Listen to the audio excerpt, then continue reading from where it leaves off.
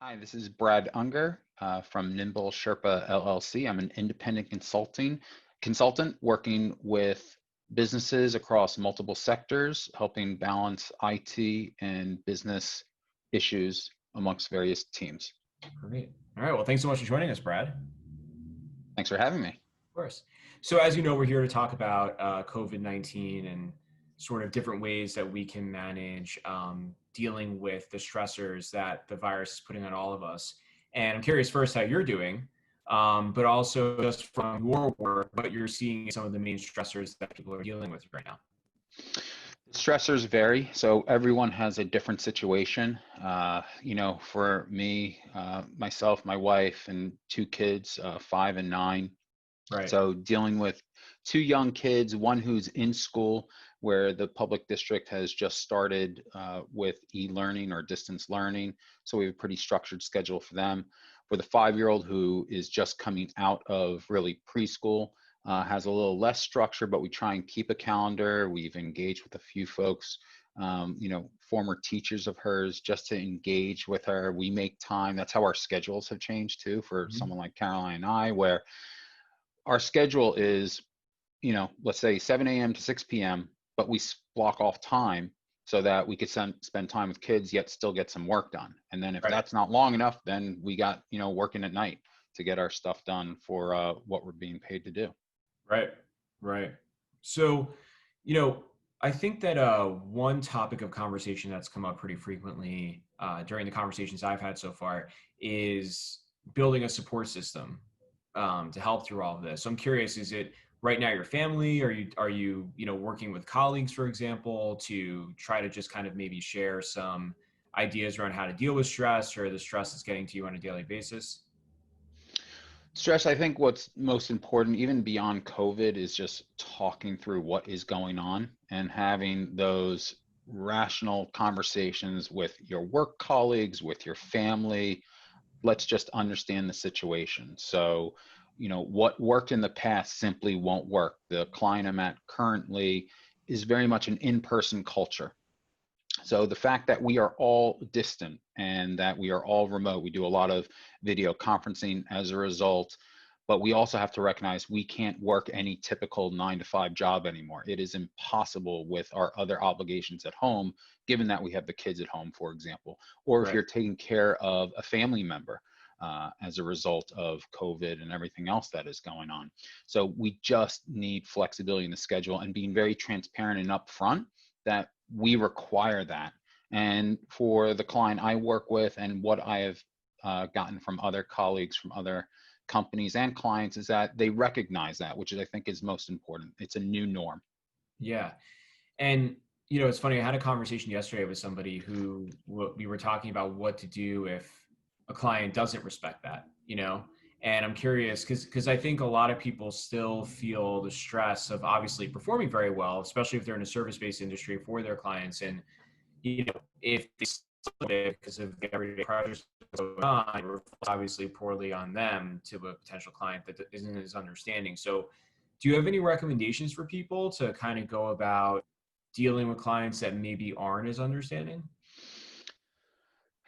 I think like every client is different and you have to find what will resonate with them. So understand the fact that perhaps some of it is empathy and trying to convey and have them put themselves in your shoes or in someone else's shoes that they might be familiar with, or it might be very data driven. I mean, there's plenty of data out there of how COVID and this new work from home is impacting what we do and how we deliver. So make it more data driven and present data to them. So you ultimately have to find what will convey the right message to them. And obviously every audience is different. So that is, even pre-COVID, what we have to be cognizant of. Right, right. Um, Curious how you personally are going about dealing with all of this.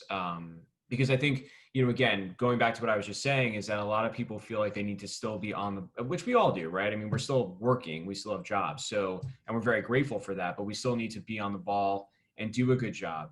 But in a day and age where our phones are constantly getting bombarded with notifications, and as you mentioned, your kids are home, for example, it's a lot to process and a lot to deal with. So I'm curious how you've managed to maybe, and maybe this isn't what you're doing, but kind of block that out, or you've integrated that into your work and worked around it. I'm curious what you've done, and maybe if you have any steps that people can take now.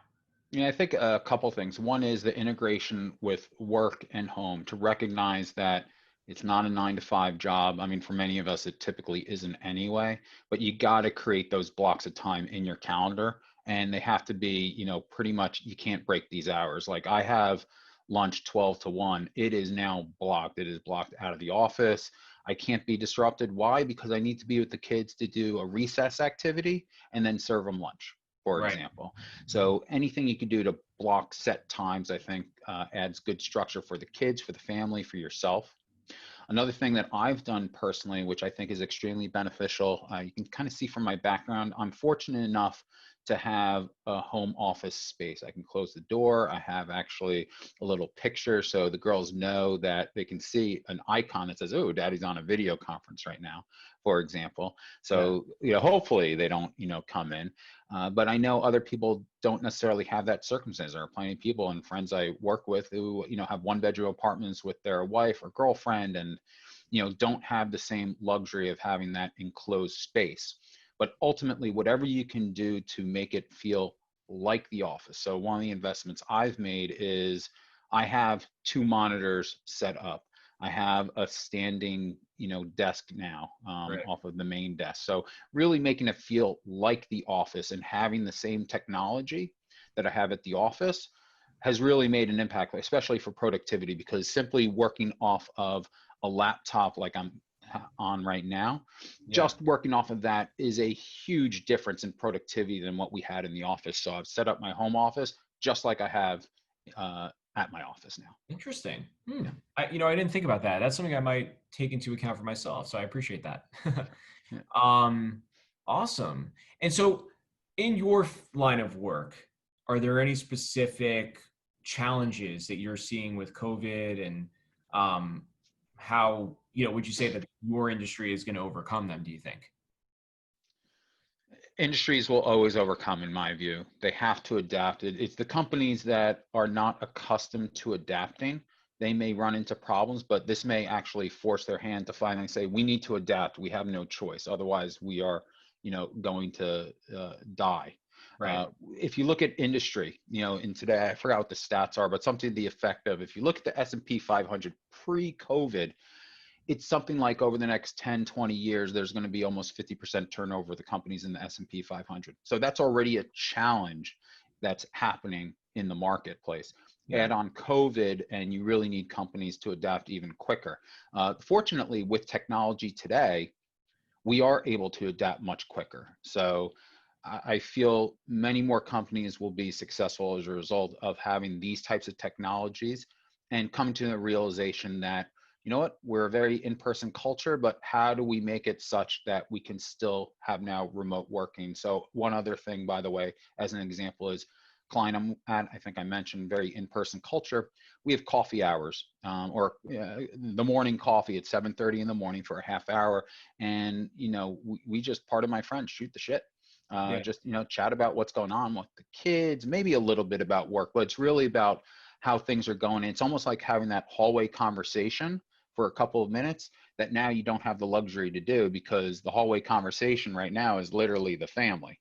Right. So, we don't want to lose that outlet, because we do see the people we work with as colleagues. Some are, close friends potentially.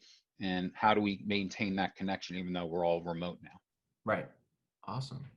So, Brad, where can people go to learn more about you and your services? So I'm my website, nimblesherpa.com. Also, I'm certainly on LinkedIn.